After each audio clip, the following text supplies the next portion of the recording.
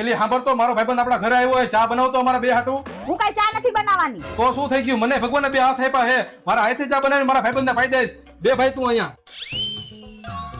લે ભાઈ પી ચા ભાઈ આપણે 2 દી પછી ફરવા જવાનું છે બધી તૈયારી કરી રાખી છે ને તે હા લે તો હું ભૂલી જ ગયો તો આ સાંભળતો એલી મારી બધી નવી કપડાની જોડી ધોઈ નાખજે હું કઈ કપડા નથી ધોવાની. તો શું થઈ ગયું મને કપડા ધોતા આવડે હે આખી જિંદગી મેં કપડા ધોયા હે ભાઈ તું ચા પી હમણાં હું આવું કપડા ધોઈને